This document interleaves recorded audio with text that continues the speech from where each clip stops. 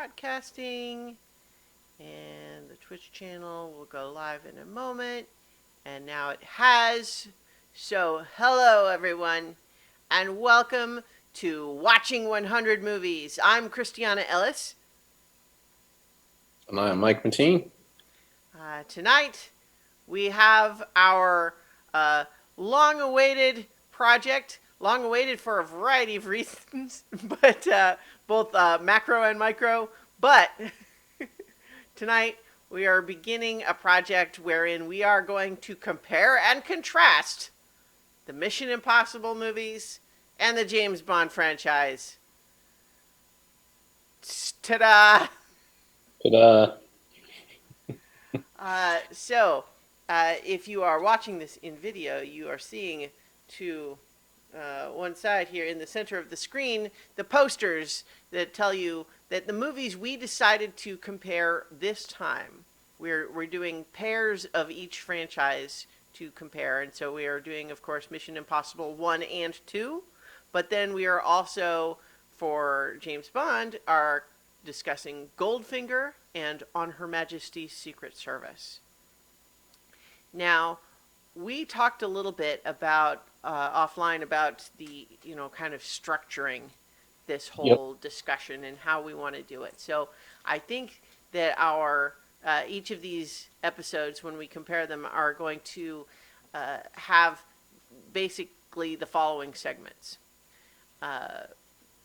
Let's say we start with James Bond, just because it's arbitrary, but it's chronologically first. But so we will begin by saying, using these two James Bond movies as the case study, what is similar about them that makes them define the James Bond franchise?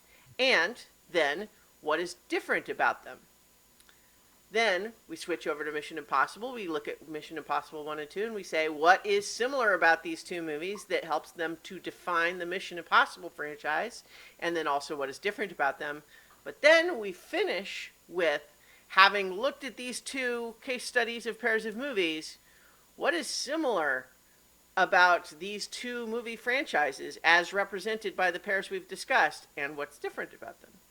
And then, of course, we've started with this, but then we will be following up with additional, watching the rest of the Mission Impossible movies and a selection of other James Bond movies as well. So, without further ado, do you have any objection to doing James Bond first? I kind of just picked it so that I could say one, but I do not. No. Chronologically first makes sense to me. So, and we're going to try not to spend an hour on each comparison. Yeah. Well, also, we're not doing a deep dive of every plot point of every movie because that takes forever and it's not really what we're here to do anyway. Right. So we will be thorough, but concise, ideally. Yes. Yeah. So, as we begin our discussion here with Goldfinger from 1964 and On Her Majesty's Secret Service from 1969, as we mentioned when we introduced this project in our last episode, although I enjoyed the James Bond movies, you are a bigger fan of the franchise in general than I am. And so I relied on your suggestions for which movies we were, going to pick, right? So do you want to just recap briefly why it is that you picked these two as the first ones? Yeah, so it turned out to be a difficult exercise trying to narrow down an entire franchise that has spanned 50 years into 6 representative movies. Well, we ended up picking 7, right? But yeah, we ended up right. But that was what I was saying. The idea was that it would be 6 or whatever, and we ended up having to match the number of Mission Impossible movies. Right. Mm-hmm. But there was some that we just felt like needed to be in there. If I felt apparently, obviously this is my thing. Mm-hmm.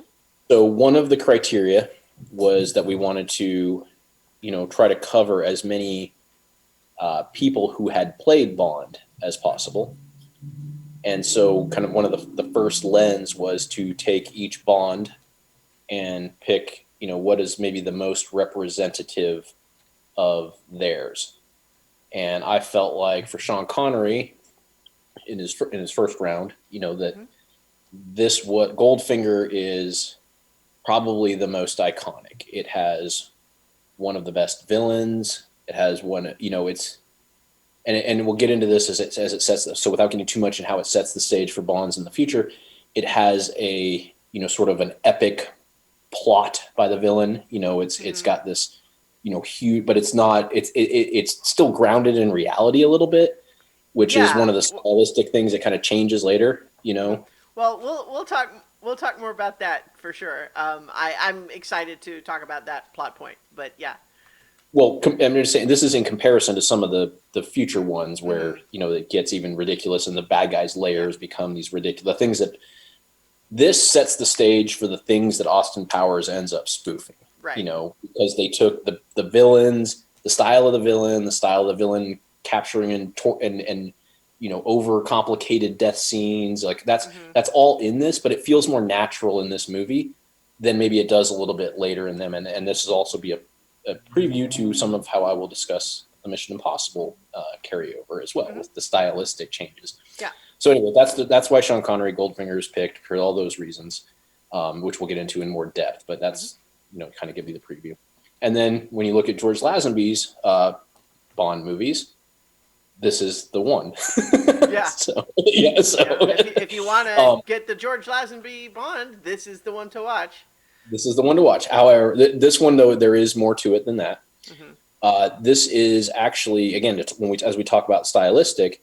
This one was distinctly a choice because this was after Sean Connery retired. And so what they did was they made an actual decision with their new Bond to start pulling the movies back even more realistic, quote unquote, but towards the books, ground them a little bit. I mean, again, and so it's hard to tell without having watched some of the other Mm-hmm. just absolutely ludicrous Bonds, which are fun, but so again, I know you're laughing because you only watch these two, and to say, well, Yeah, no, these are I'm laughing at realistic. like, Yeah, well, there's that, but I'm certainly recognizing what you're saying, which is that when we pick certain points, we don't necessarily miss if there's a vast trend that is then returned to an average in between. We don't necessarily capture that.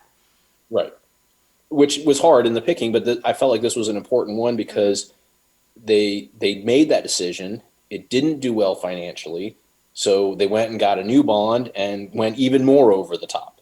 And they said, well, this thing didn't work. Let's go this trajectory. Mm-hmm. you know, which is why like some of the other ones, without getting into them too much, but let's pick like a Casino Royale or something where Mm-hmm. it's now pulling the franchise now that it's in a new millennium, even new Mm-hmm. decades, new millennium.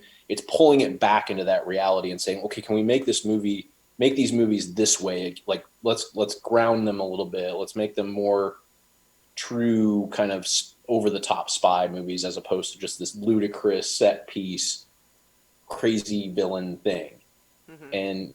And so that's where Casino Royale. I mean, obviously it's Daniel Craig's first one, but it is another reset of the franchise. Mm-hmm.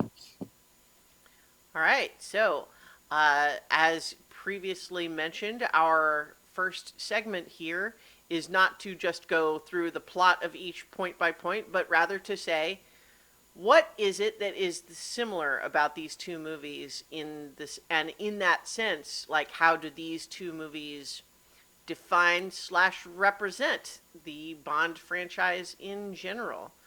Um, so obviously there's some, immediate similarities in the sense that we've obviously got the same character, right?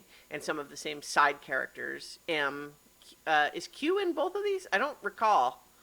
Uh, I Hold on. I Sorry. feel like I don't remember if Q is in Goldfinger. No, That, Q is definitely in Goldfinger. I was going to say, I'm pretty sure he is, but Yeah. you caught me off guard. Sorry, I had to go. This may sound crazy to some people watching this, but I actually had to turn on the air conditioner. Well, people live in different places. Yeah. Yeah, so Q is definitely in Goldfinger. He gives him the Aston Martin and everything. I actually watched these a couple weeks ago, so I'm looking at some summaries. I feel like he maybe isn't in On Her No, Majesty's he Secret is. Service. He is. I just Okay. watched that one recently, and Okay. he Oh, sure enough, I is see him in the important. cast. Yeah. But yeah. So, okay, so the point being, we have obviously James Bond, the title character, in both. Um, and, and it is intended that it is the same person, even though they make kind of a meta joke about that in On Her Majesty's Secret Service, right? But the intention is not that this is a different man who has taken the Right. same name. It is the same person. It's just played by a new actor. Which changes later in the franchise, by the way. Oh, Not to really? get yeah, I don't remember which one it is, but at some point they do address and it becomes very clear that it is that they are it is given to the person that has like whatever this certain set of skills that makes Mm-hmm. them eligible for these missions, and they take on the whole persona and kind of leave almost like Jason Bourne style, like they leave their old person Interesting. behind. Yeah, no, I guess I feel like I knew that. Perhaps maybe part of what I'm thinking is just that my impression is that the Bond movies have a very loose canon regardless. And to some extent, a franchise with this many movies in this long a period is like makes sense. You know. You're 100% correct that at this point that was kind of the intention, was that they left it as the same person because it did not change people in the book. It was the same guy all the time, so they Yeah. were still, because this movie is meant to be true to the book. It's acknowledging that it's a new guy, like you said. There's sort of the meta thing in there, but it's like Mm-hmm. also still pretending it's the same guy, and that's kind of the joke that they went with for a while. And then somewhere in there, I don't remember where, there is kind of a level set of like, hey, this is you're the current James Bond, Mm-hmm. and this is why. So like you could almost like retire. I think there was like a point where you could like retire from being James Bond, was like part of the plot point or something. I don't Well, know. and Yeah, as you mentioned, the Casino Royale with Craig is almost a little bit more of a reset because it's implied in that one that not only is it James Bond, but it's James Bond relatively early in his career, right? right. So, you know, but so the point though being, between these two movies and in terms of the franchise in general, the intention is it's the same character. And Which, by the way, we should clarify that pretty much anytime we discuss Casino Royale in this context, we're going to mean the Daniel Craig one. yeah. Um, there is another one that exists. Mm-hmm. Uh, you might, if you live in a state where certain things are legal, you may want to do that before, because it's a little crazy.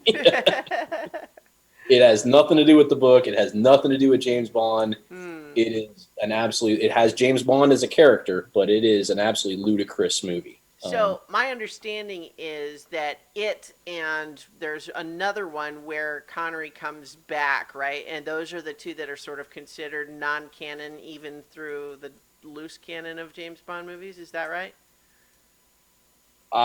No, I've always considered the one that where Connery comes back. Well, the first one where Connery comes back is the first non-book, but I've always considered that part of the canon, unless I'm thinking of something different. Well, you know what? Maybe it doesn't matter very much because it's a loose canon, as we mentioned. As we discussed, Yeah. yes. So Um, sorry and to go off on the tangent. no, I just felt like no, we should no, at no. least That's address fine. it. That's fine. There is this There whole is a other, lot to talk about. yeah, this whole other Casino Royale movie that we're not going to talk about, because that would be its own thing, and so we don't have to keep clarifying that we mean the Daniel Craig Casino Royale. That's the only one we're going to Right. discuss.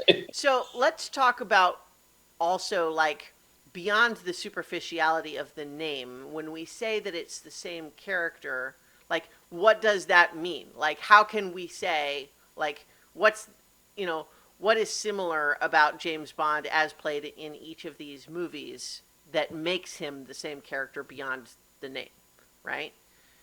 You know, Yeah, so and I thought a lot about this because, you know, it, it, and again, I hate to like, it's hard to talk when you're talking about like, I know we want to limit it to these two, and I will get to the point of these two, because they do set the groundwork. But I also, the way that it's evolved, like I don't want to discount, because what I was gonna say is like, you could just say, okay, well, he's like kind of a, you know, womanizer, you know, gentleman who can mm-hmm, get the ladies whenever he wants, and kind of does that and uses that to his advantage. mm-hmm, But what I think is the bigger picture of it, which is what they were doing here. Like you have to put yourself back. Yes, those things are true. Mm-hmm. Um, but when these movies were made and when these books were written, what he essentially represented was kind of this like male id Mm-hmm. of, he's well dressed. He's very intelligent. He can play casino. He drinks martinis. He can get any woman that he wants. He is like what the epitome of that is. Mm-hmm. And as society and like what's okay to be, for that to be kind of portrayed, and what's, as we sort of realize, look back at this and say, well, that's not really a characteristic we Mm-hmm. want in our ideal males anymore. Right. It's evolved to where he still is. So that's what they've set up here, is like Bond is whatever that kind of cultural male for men. I'm not Mm-hmm. saying like every woman thinks that this was the ideal, but that's how he was set up. Yeah. Well, and like another like aspect of that is that he's kind of unflappable, right? Like, Yes. he's going out there and he's doing these really dangerous things all the time, and just he never loses his cool. He always knows what he's doing. He's got it It under could deliver a great wraps. one-liner. Yeah. Like, You yeah, know, it's sort of this idealistic, like, he wouldn't it trades be cool? banter Like, with the supervillain while the laser's inching towards his privates. Like. yeah, exactly. Having banter, saving the world, Mm-hmm. getting the girl. Like it's it's it's meant to be sort of this fun. Like I said, the best word I can come up with is id. Mm-hmm. And in the '60s, like this is what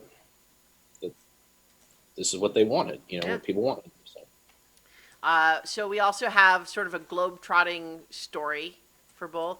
oh Like yeah, they yeah. spans multiple different locations. Um, going all over the world, and having different parts of the story take place in all different places. So gets to you get the little travelogue aspect of that. Mm-hmm. Um, you A have super villain.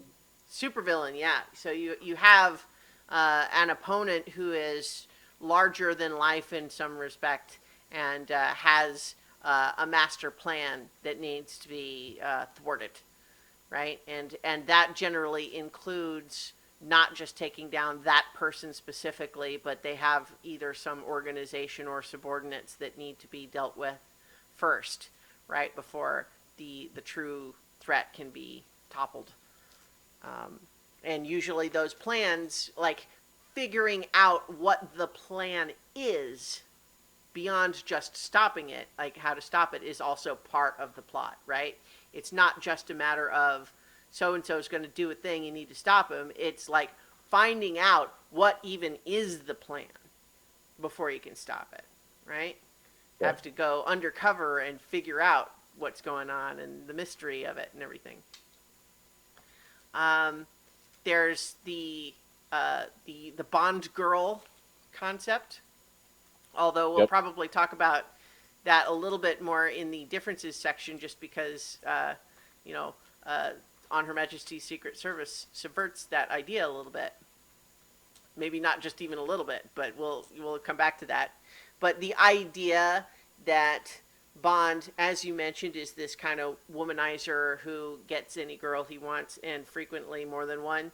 And sometimes they're bad girls, but they all love James Bond, and so just the movies tend to go out of their way to present lots of sexy women on screen throughout the movie. Yep. And they are usually glamorous and either charismatic or competent in a way that makes them usually not just eye candy, though often that's kind of a superficial trait. But at the same time, frequently disposable. Yes. But I, in particular with Goldfinger, like I had not remembered that there's literally two different girls that are sisters that both get met by Bond and then die before he gets to like the real one in that. you know, two different sisters both try to kill Goldfinger and are assisted / hindered by James Bond, depending on what part of the movie we're in. But they both die before we finally get to Pussy Galore. I had forgotten that before rewatching it this most recent time. But so we definitely get that element. We also have the gadgets, like fancy gadgets, right? Like the cool spy car stuff. What else? Yep. What else did we have in these two? Right, like we had the Aston Martin. That did what? Like I again, it's been a little bit since I rewatched these, but Yeah, it's hard to like remember exactly which yeah. part, Well, which thing. yeah. So maybe we don't have to worry too much about like the specific details of it. But the point being, part of what defines a James Bond movie is that James Bond gets, like, we mentioned having Q in both of them. Q's role in the movie is to give Bond some cool gadget that's going to come into play at some point in the movie. And sometimes it's cleverer than others. Right. Sometimes it's just like, oh, your car has an ejector seat. Why? Well, because later in the movie there's going to be a time where that would be useful. Yes, it is. We're I was going to I was gonna design an point out. extremely elaborate ejector seat because of the certainty that at some point you'll have a bad guy in the passenger seat of your car. That was the point I was going to make, is that the cars come equipped with whatever he's going to need in the future, of the movie, and it's always like that. It's Yeah, but it's always like that to the point where it's an expectation now, right? Yeah. Like people would be if you see a James Bond movie and that doesn't happen, you'd be disappointed. Right? That you want to see him get the cool gear, and then you want to find out how and when that cool gear is going to come in handy. Right. But in the meantime, yeah. So, do any other things we want to highlight as similarities before we start talking about the differences between these two? No, I think that's good. All right. So let's talk about what makes Goldfinger and On Her Majesty's Secret Service different. Like, obviously, we already mentioned different actor playing James Bond. Lazenby is a little suaver, I think. Yep. Like gentler, maybe, if that's I'm not sure that's the right word. They lampoon that a little bit, like, in one of his first sequences he gets beat up a little bit, right? And he says that, or no, it wasn't that, it was it, like, he saves the girl and then she runs away or something, right? Is that what it is? Yeah. And then he's like, this never happened to the other fellow, which Yes. is obviously a joke in meta, right? Because like, it doesn't make any sense. Because for the one thing, if we're grounded in this story, we're like, who's he even talking to? Right. Right? Like, it's obviously a joke for the audience watching the movie. But funny in that regard. I will say it does seem like, watching both of these movies, one thing that surprised me is, I guess this is not even really a difference anymore, but I think in both movies, Bond gets taken out by just some random goon sneaking up behind him and hitting him on the head, and that's how he gets kidnapped. Doesn't that happen in both of these movies? I think it does. Yeah, and I think it's in his hotel room usually. Yeah. And I think in both of these, yeah. But like, so that's not a difference though. So we don't have to focus on that. But like, the one big difference that really stood out to me though is, we mentioned this a bit earlier with the idea of the Bond girl, and On Her Majesty's Secret Service really goes out of its way to kind of subvert that, because although you have this whole harem of brainwashed Manchurian Candidate hot girls, up in the chalet, as The part of Angels of Blofeld's Death, what are they called? hmm? Yeah. Aren't Yeah. they called the Angels of Death? Yeah. Yeah, as part of Blofeld's supervillain plan, but that, although he flirts with some of them, does he actually sleep with one? I can't remember. I don't think so. Like I don't. there's thoughts that he might, like he's maybe doing a kind of seduction thing as part of his investigation, but I don't think he sleeps with any of them because they have their mind control stuff to do. Um, but in any event, the big point here though is that he meets a girl, actually falls in love with her, and proposes marriage, and then they get married, and then she dies, which I didn't like. I had never actually seen this one, so I knew that this was the one where he gets married. But I kind of thought that what it must be is that in a later movie, they began with killing her off because they didn't want him to be married. I didn't realize that, oh no, she dies at the end of the same movie where he gets married. So Yep. it's a little bit like kind of a bait and switch. It's like, never mind. Now, that said, I read a snippet of a review where someone was talking about how they loved that.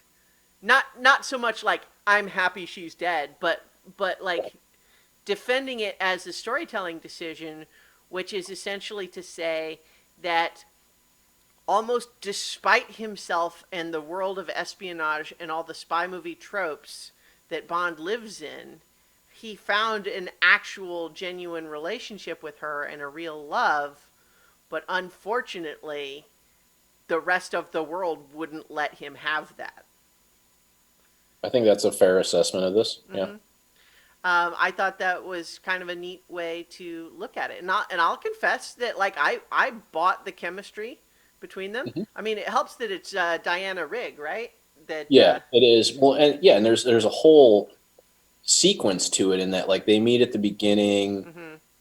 He saves her, but she's also the one that like kind of maybe sets him up. You know, Mm-hmm. it's not clear, or maybe it Yeah. was. I can't remember. Well, and then there's the whole weirdness where like, Then okay, well try to she, pay him to marry her at the beginning, and he yeah. says no. Yeah, Well, and then not only that, but like that isn't even like the evil dad that we got to get away from because he wants to control her and blah blah blah blah. It's like no, like later in the climax of the movie, like the MI6 doesn't want to support his mission because they're scared of Blofeld, and so he hires his girlfriend's dad to bring his private goons to come with him to storm the place, which is kind of funny. it is kind of funny, but that when you're talking about the subvert, that's where this one, like, even though it is more true to the book, like this one is almost like looser in the loose canon Hmm. than what ultimately was developed. And because again, they made a conscious decision after this that because it didn't do well, that Yeah. that they were like, well, let's do more of let's just put more of the things that people want in there. Well, And I think we're not talking about Mission Impossible yet, but I think it's really interesting that in the movies that we're all talking about in this episode, we have one which is kind of a franchise defining standard, and then we have another one that was kind of experimental in some interesting ways, but ultimately considered not the direction that the rest of the franchise would go in. yes, That's I kind of actually thought about it different. So it'll be fun when we get to Mission Impossible because while we are no, I mean we're seeing the same thing happen, mm-hmm. but the way that I interpreted it was different than how you just discussed it. Not Okay. drastically, but just it'll be fun. I Yeah, think. no, I'm glad. So it's an interesting parallel that is a coincidence just based on how we chose the movies. Yeah.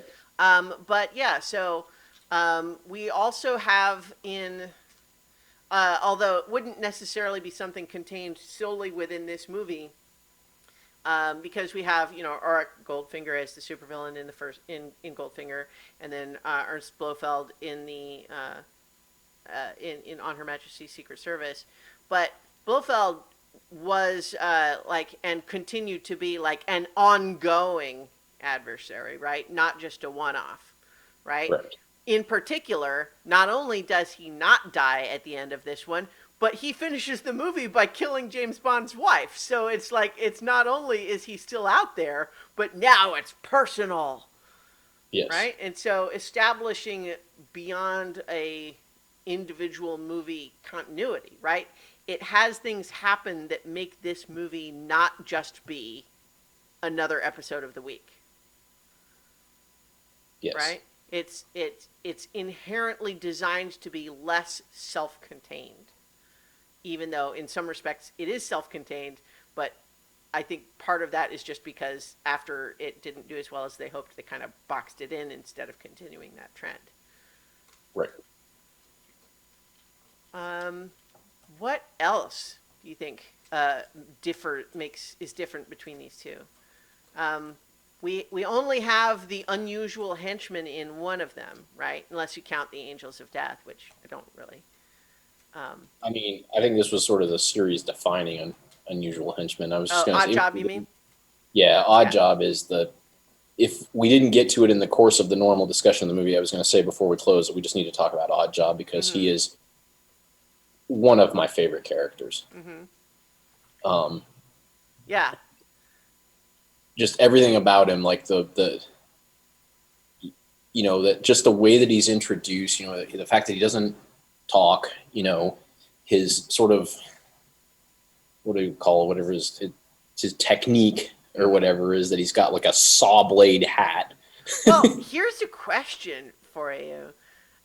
It seems unclear to me if the brim of the hat is supposed to be sharp or if the whole hat is just heavy.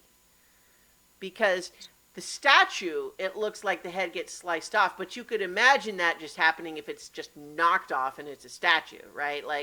But when it hits the girl, it like just breaks her neck and she just falls over. Now we can imagine they don't want us to see her head come off, but Yeah. it almost looked like a blunt object when it hit her.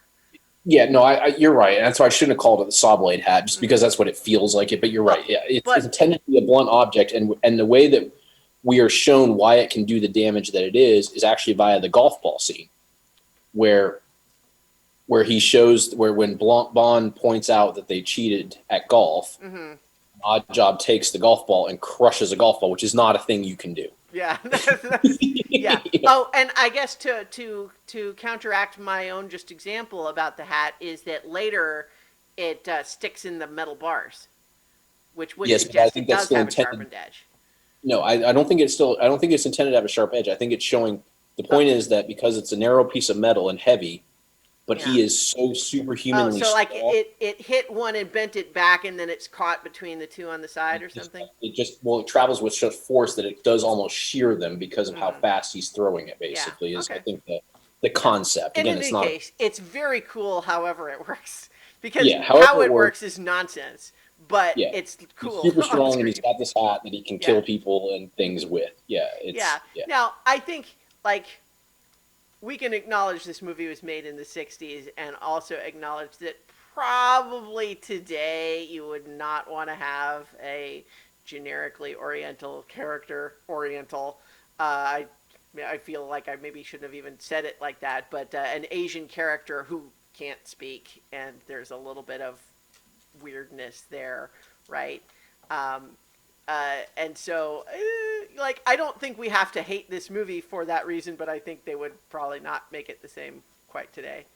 I agree, and those are not. And I want to make sure when I say he's one of my favorite characters, that those are not the traits that make him one of my favorite characters. But to your point, I feel like I can still enjoy it. Even though if it's not something that we would definitely make today, and it's a movie I that's mean, been made, and I like his character. yeah, So. he is very cool, and he is exciting, and he feels like a real threat. And his, his defeat is earned by Bond, right?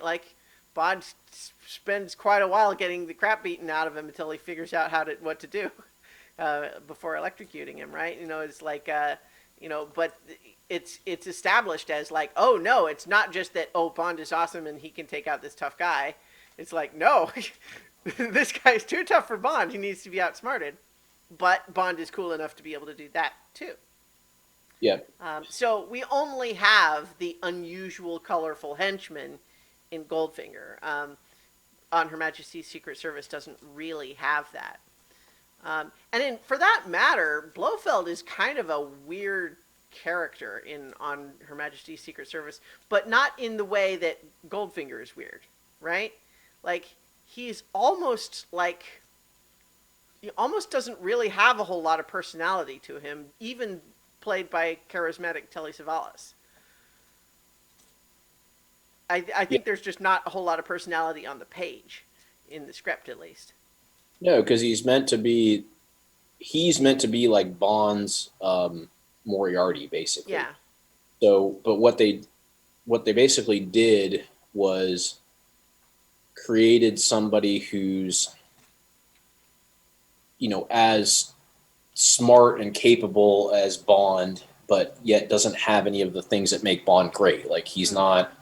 he doesn't have the great personality. He doesn't dress cool. Like, he's a striver. Like, it's something that seemed so important and central to the character to me, was his feeling that he is entitled to this nobility, but it's not recognized. And so it was Right. so important to him that he get officially recognized with this title. Well, yeah, and even think about just the way that, like, what his plan is in this movie is, Mm-hmm. he's taking beautiful women and he's brainwashing them, which is Yeah. like he's almost like he's meant to be like the anti-Bond. Mm-hmm. And I think that they even set the stage with how he's, like Bond, like if you had to picture James Bond, and what he was wearing, you would picture black tuxedo. Mm-hmm. If you had to picture Blofeld and what he's wearing, you would picture white jacket. Mm-hmm. Like they're very much meant to be sort of this yin yang, good evil thing, Mm-hmm.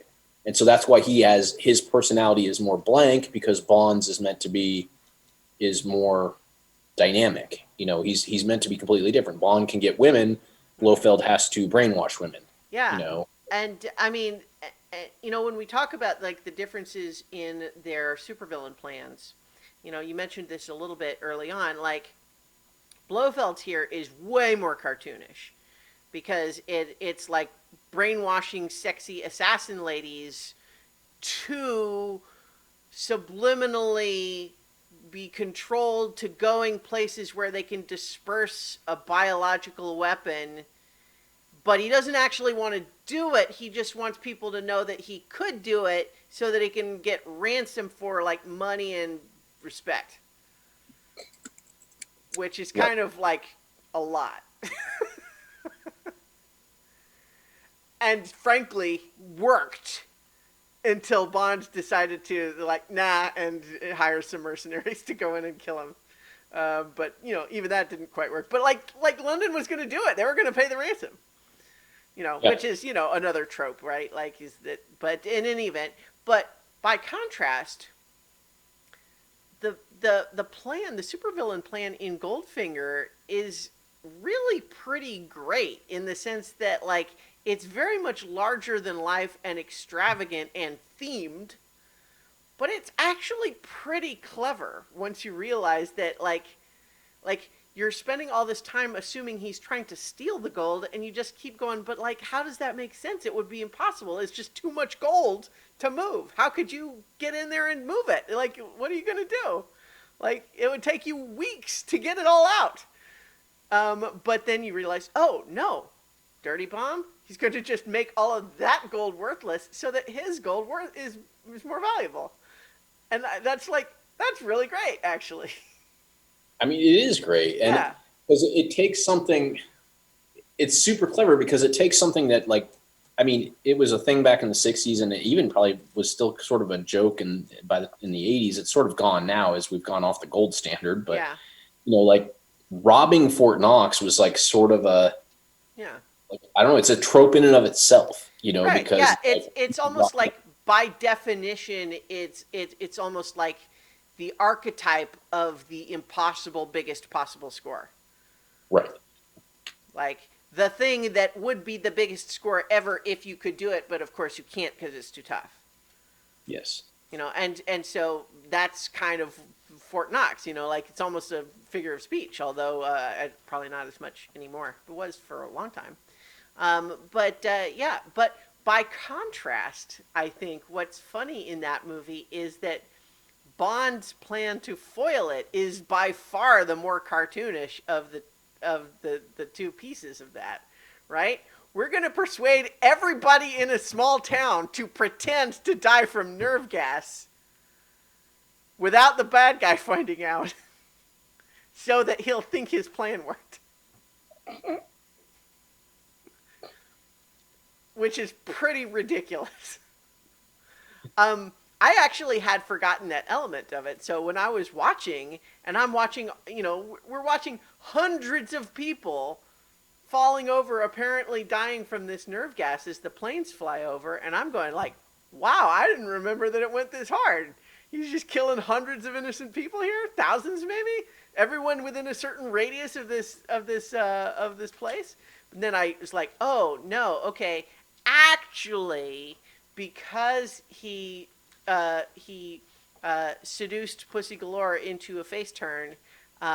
She agreed to switch the canisters so it wasn't really nerve gas, and then apparently somehow the U.S. government persuaded everybody in the area, hey, when you see these planes fly overhead, pretend you're dead for like an hour. Sure, why not?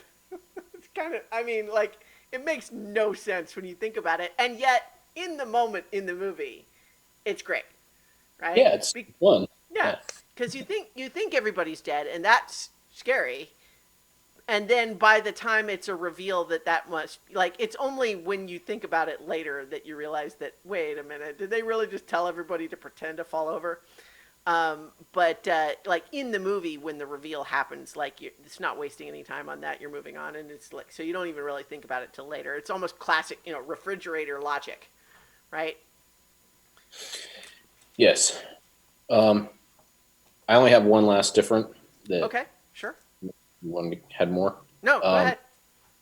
So the Goldfinger also has something that sort of comes and goes with the Bond movies, and in the names of the characters. So like Goldfinger, like he's the guy that likes gold. Yeah. Odd job is odd and does odd jobs as the henchman. Pussy Galore. Yeah. Well, actually, I feel like the punchline to your little explanation there is like, Goldfinger, he likes gold, tries to get his hands on it. Odd job, he's odd, he does odd jobs. And then Pussy Galore is an airline stunt pilot. Yeah, there you go. That's a good one. It's like, okay, yeah. But yes, certainly the unusual names, I don't think is in the super descriptive names Yeah. that come with them, where they basically live up to like, well, of course, if his name was Auric Goldfinger, like he's gonna like gold, like because even Auric is like because gold is AU, right? I'm not missing that, right? Yeah. Okay, yeah. So like because his name's Auric Oh, AU, yeah. So like, well, of course he likes gold, Yeah, I mean, his name might as well be Goldie Golderson. It's like Goldie McGolden. Yeah. But the other ones are, I mean, they're still very spy dramatic, Contessa Teresa di Vincenzo and Ernest de Blofeld, like they have, I don't know why I said it in these accents, but yeah, you know what I mean. I feel like you almost have to. It's like the names they're still don't over the sound right top. if you don't, They're over the top, but they're less. So they sort of are different, and those things kind of come and go in the franchises, but they're different in this one. So. Right. All right, so I think those are some good compare and contrast for Goldfinger versus On Her Majesty's Secret Service. So let's switch franchises now and talk about Mission Impossible 1 and 2 before we, as previously mentioned, circle back around to compare the two pairs of movies. But so, Mission Impossible was a 1996 movie, which I only say that way because that doesn't feel like it's that old, but sure enough it is. 25 years.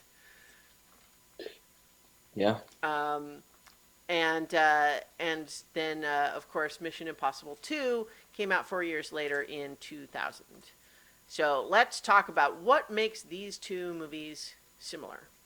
And I'll maybe kind of just start a little bit just because you kind of covered with, the James Bond movies. And the Mission Impossible movies, part of this whole project arose because I felt like I wanted to rewatch the Mission Impossible movies, but I was thinking like, what could be more interesting than just rewatching the movies. But I it I'm gonna occurred to fill my me water that while you're talking. okay, sure, So, that but there listening. are actually a lot of okay. See, I here's my apology that I was briefly going to start doing what should be the last segment, which is comparing the two franchises. So let's just talk Mission Impossible movies. Um, what are similarities between one and two? Obviously, we have once again same character, Ethan Hunt, played by Tom Cruise, is the protagonist, and he works for Impossible Mission Force, um, which is kind of funny. Just there that there's a little bit of overlap because like James Bond works for the MI6, but then like MI would be the Mission Impossible Force, but they can't do that, so it's like Impossible Mission Force, which IMF. Yeah. See, it's oddly enough though, like that acronym like really kind of clunks, I think, in the Mission Impossible universe because although they are very heightened in an action sense, like generally speaking, they don't have as cartoony uh, names like that, right? Like the idea that the actual U.S. government has an actual special forces team called Impossible Mission Force. I think that's probably a holdover from the TV show, which is different. yeah. It'd be like if you were like gonna make like a space military and call Yeah, it Space you Force. just call it like, you have the Air Force, so it's like that, but well, okay, fair point though. Frankly, I withdraw my objection. Um, anyway, Mission um, Force, Space yeah. Force, Air Force. Yeah. So so we have actually like without wanting to try to draw the comparisons between the two franchises. Once again, we have um, you know, an agent who is working for a government organization that does espionage. Um, but one difference. Okay, again, I'm really struggling to not try to go ahead and start doing the comparison between the two movie Yeah. franchises. This is amazing. How like to watch you kind of do this mental gymnastics like Yeah. while you Okay. as you're talking. Yeah. So one similarity between these two movies is that Ethan Hunt, although he is badass, does not work alone.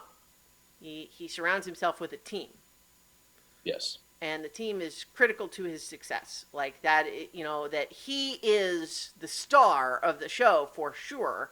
He's the quarterback of the team, but he needs the rest of the team. They help him, and he couldn't do it without him. Like that's common between these two. We have in both instances a villain who is a former ally, but who has personal motivations to motivate their heel turn. Yep. Um, in both, there is a girl, but it's complicated, right? Because Yeah. And the girl has a relationship to the villain. yeah, that's right. Yeah.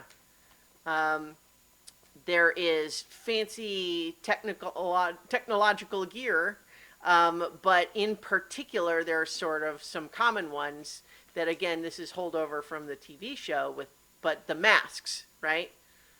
Like the masks are common to both, The and mask, yeah, the mask's going to show up in both categories in this one.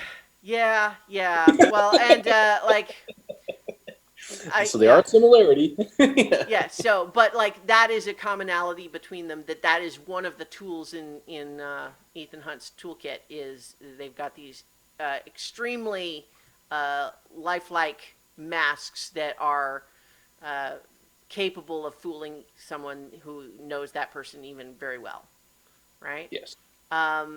They are both Actually, I take that back.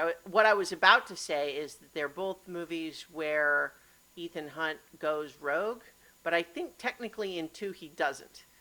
In the franchise, Ethan Hunt is often rogue, but I think two actually he doesn't. I just watched this. I don't. Yeah, I mean, it's like I don't even remember anymore whether he's No. like. Well, so Rogue he or- is off the grid at the beginning because he is on vacation, right? And they have a running gag about how like, you know, he wouldn't be, like whether they're tracking him on vacation and whether it would be really a vacation if he was just doing what he was told and that sort of thing. Um, but yeah, so the in both cases, you have no, I you have a MacGuffin that must be recovered, right? The Yes. nature of the MacGuffin is somewhat different between the two, but in both there is a thing that you need. The bad guy wants it or has it, and you need to either get it away from him or to him or whatever, right? That the whole plot spins around that there's a thing, and it could be anything. And it's jumping ahead to three that where they actually like lampshade that, but Yeah, I was gonna say like that you're tempting me to talk about three because that is lampshade's a great term for it. But yeah, yeah. I was gonna say it jumps the shark in three. Well, yes and no. We'll get to three, but so let's try to refrain from getting too far ahead. Like we But can what talk a we little did, bit but about some of that honestly, stuff like we did we with did this Bond, but a little bit with Bond. We did hmm talk about like some of the similarities and how they do set the stage for hmm the future movies. So I think right. that that is fair without getting into the specifics of three to say that hmm the MacGuffin is become is at least laid out in this as something that is going to continue through the franchise. That Right. it's part of the thing, So Yeah, I think that the most recent Mission Impossible movies get away from that a little bit because it ends up being more focused on a singular bad guy and like what he's doing rather than there being a thing. It's more like you got to catch that guy to stop whatever he's doing, but it's less about the thing that he's got or wants or right. you know.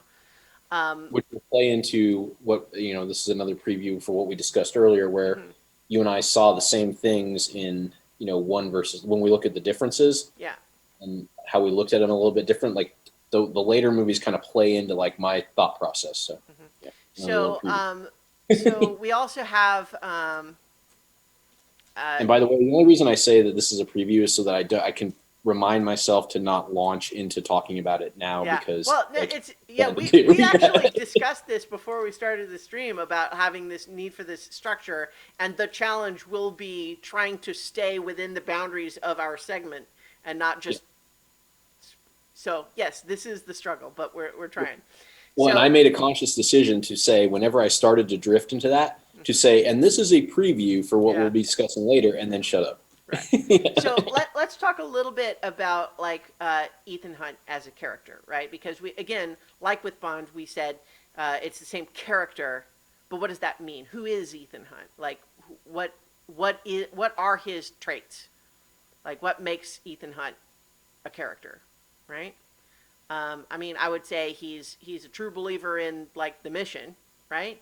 Because Yeah. like even when he goes rogue in one, it's only because he's convinced that they're wrong and he's the only one that can save the real mission and intends to go back as soon as he can persuade them that he was really on their side all along, right? He's not trying to go against his organization, except when he believes that they have been fooled, right? His integrity to the cause is more than his integrity to his organization, Right. And I but mean, the he movie, wants to balance them. yeah, Yeah. and the movie series eventually like interrogates that directly in terms of where his priorities lie along the axis of like self-interest versus the good of the world or the country, right? Like the movies actually end up getting into that. But in this case, it's really just like, there's no needing to persuade him to do his job, right? It's really just like, no, I am on board. I have already signed the thing. Tell me where to go. That's He's, and so like he believes in he believes in it so strongly that he reacts with like moral outrage to his former allies who betray those principles. Yeah. Right? Now, that's not to say he's naive, right? He's not just trusting to a fault. In fact, we see in both movies that he is actually pretty good at sniffing out when someone's about to turn the tables on him. Um, but he is very serious. Like he can let a little bit of comic relief happen here and there, but it's always peripheral, right? Like nothing interferes with the job. What else? So, well, so that tees up perfectly what I was going to say, which Mm-hmm. I'm not going to compare it to the other one, but it's going to have to anyway, because Okay, I yeah, also, that's fine. the way that I think of this, just again, like, because we were tasked with watching these movies together, like, Mm-hmm. I also feel like that's kind of one of the things that defines Ethan Hunt is that he is kind of an id character, Mm-hmm. but that he is more dynamic. Like he's not dynamic. He appeals to a broader set of people. Like it's not Mm-hmm. just this like male chauvinistic id that Bond is. It's like sort of this, you know, strong, mobile, dynamic, focused, in high integrity, even when willing to do the right thing, even when, his bosses tell him no, like he's just like everything about him, like talented in all of the dynamic ways that you need to be to save the world. Mm-hmm. Like he can rock climb, he can ride a motorcycle, all the cool stuff. He can just basically do anything that's cool. Yeah. Like Right. Yeah. he is it, Well, and I think as we'll get into, that is that the volume of that trait is turned up in two. Yes. um, I think like a little bit tied to that and to what we were saying earlier about there being a girl, but it's complicated, right? Is it ties into also like mission first sort of thing where like he is interested, right? Like he notices pretty women, and he is not like, you know, it's not that he's not interested. Especially intelligent pretty women. Like I Yeah, think that that's a great thing that is done in this franchise is that competence impresses him. yes.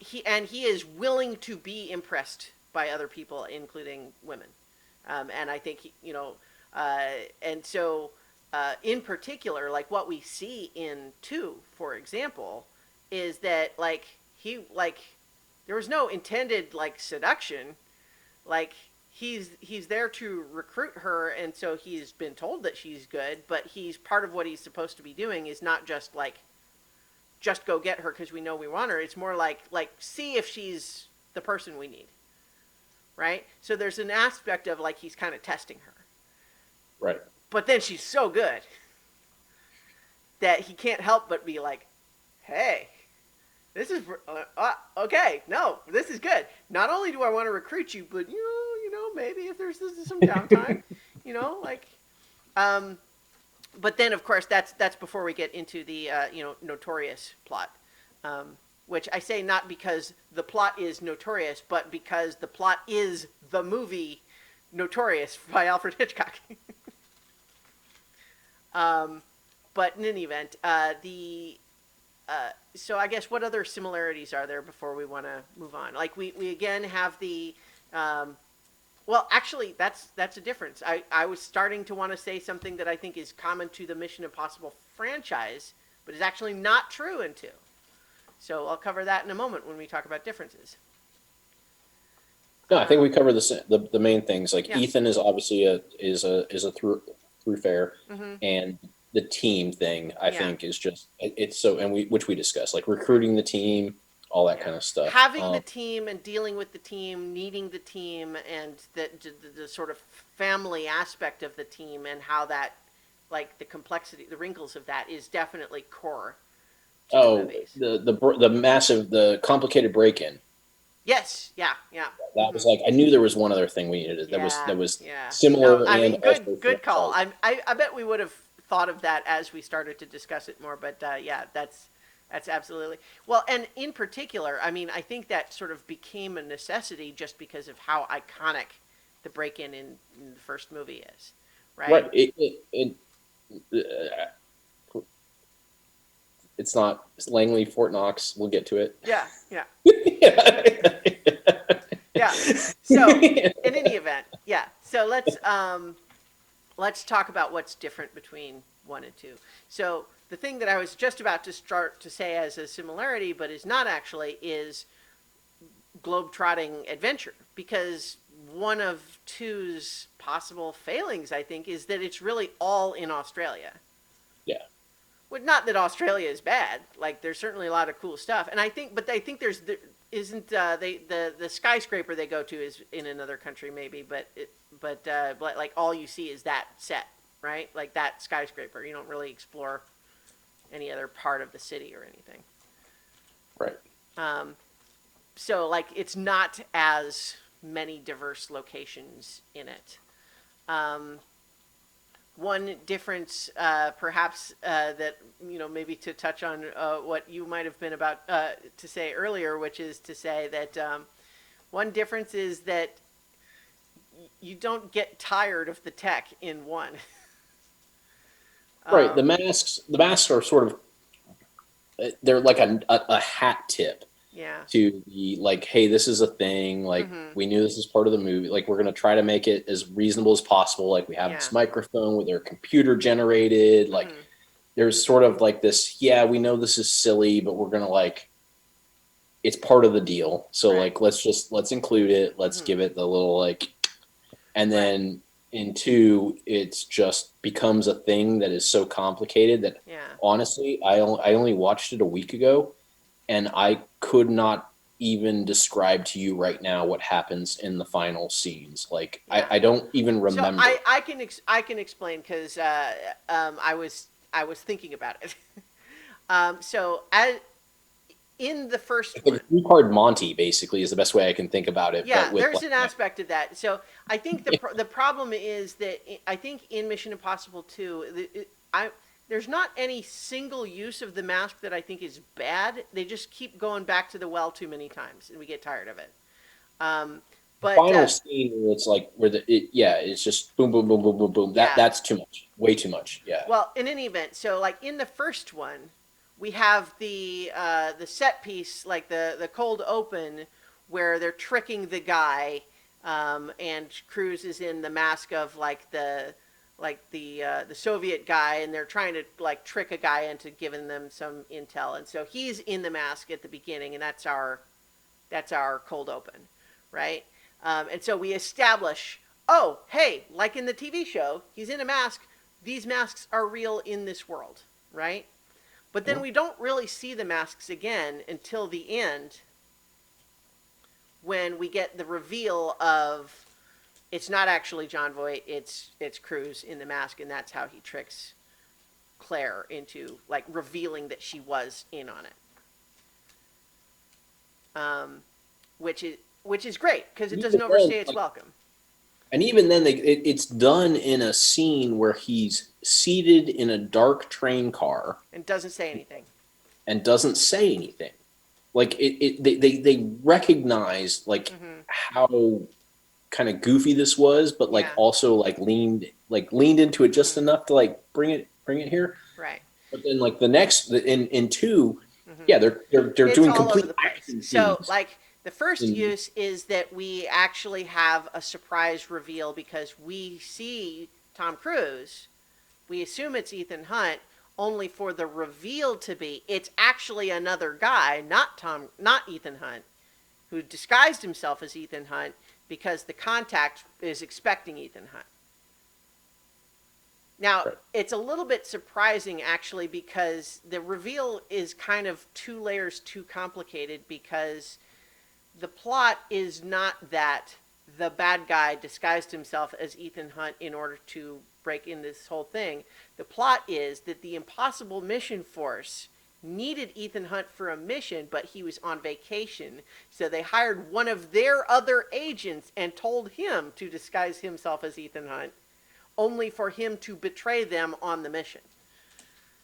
And it just feels like that seems unnecessarily complicated. Why not just have it be the bad guy who disguises himself as Ethan Hunt in order to do the thing? Like that, you've got too many moving pieces there. It's just unnecessary. But it's a neat reversal though to have the mask reveal be, we think it's Ethan Hunt, but it's not, right? Like that's kind of just it's a flip on what we had seen before. So that's kind of cool. Yes, that one time was cool, right? Yes. Yeah. But then later, for bad guy, what's his face? I don't even remember his name. Played by Sean Doug Ray Scott. Ambrose. Yeah. Ambrose. For him, so as I mentioned previously, the Notorious plot, and what that is based on the Alfred Hitchcock movie Notorious, where the plot being Ethan Hunt is kind of in love with Thandie Newton's as Naya, and he recruited her, but he kind of likes her too. But then it turns out she's only really being recruited because she had this former romantic relationship with the bad guy, and so now the plan has to be she has to pretend to go back to him so that she can be a spy. Yeah. Which has the cool two-layered effect of she's in danger because she's a spy with a dangerous person, but also there's a romantic jealousy aspect of it, right? Which is great in Notorious, which is one of my favorite Alfred Hitchcock movies, and is not as good in this one. But one of the other mask uses is that's how ultimately Ambrose officially outs her as undercover spying, because he masks himself up as Ethan Hunt, and she goes, "Oh, hey, Ethan," and he's like, I got you." So that one is a little bit of a bummer because it's the second time we think it's Ethan and it's not. But then the last one is like, it's a cool reveal, except that the refrigerator logic of it just again makes no sense. What we had seen was henchmen from Ambrose's henchmen had been fighting with Ethan, right? Off in another room. What we see then is we're with Ambrose as henchman seems to have defeated Ethan and is dragging him back in. And Ethan, there's a little This is the three-part Monty scene, by the way. There's a little bit of weirdness because Ethan seems to not be saying anything. Like he's got his mouth closed and he's just going, which is a little weird, but you don't necessarily pick up on it at that point because why would you? And it's a relatively short scene anyway.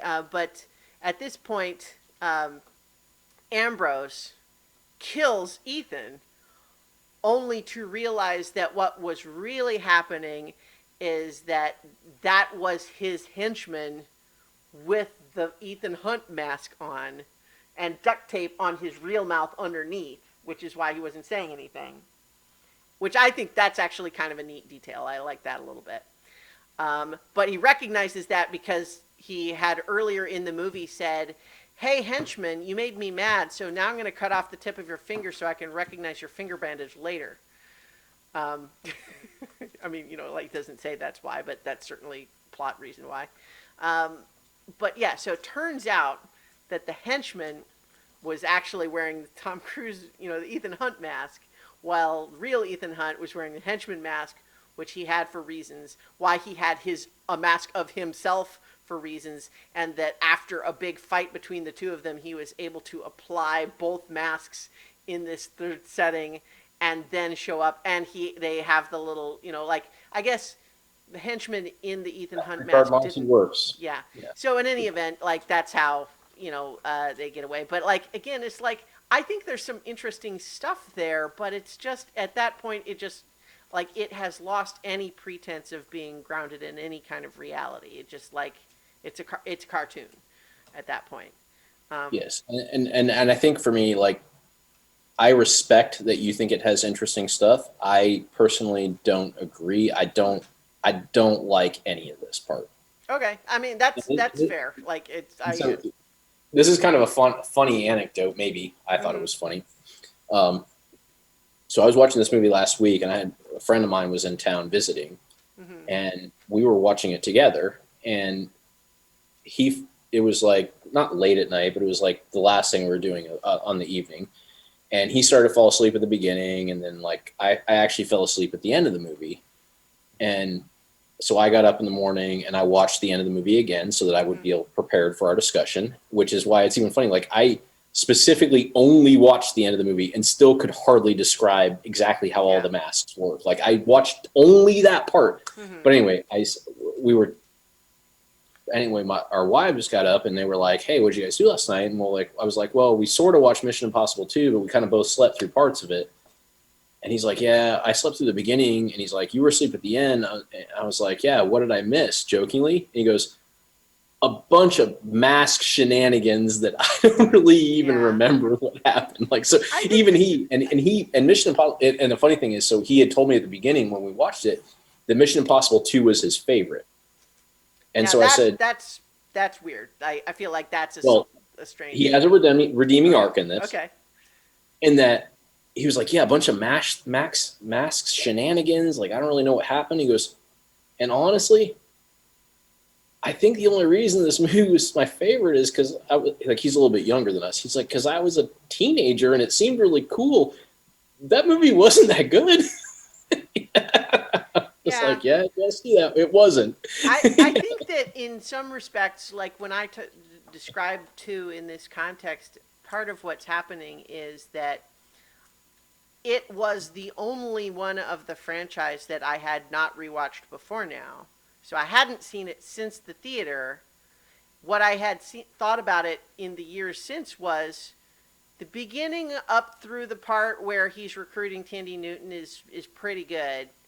And then after that, it just starts steadily becoming all style and no substance, um, pretty aggressively after that. Um, which was disappointing, frankly, because like John Woo is a very stylistic filmmaker, but usually like it feels better paired with the material, whereas this like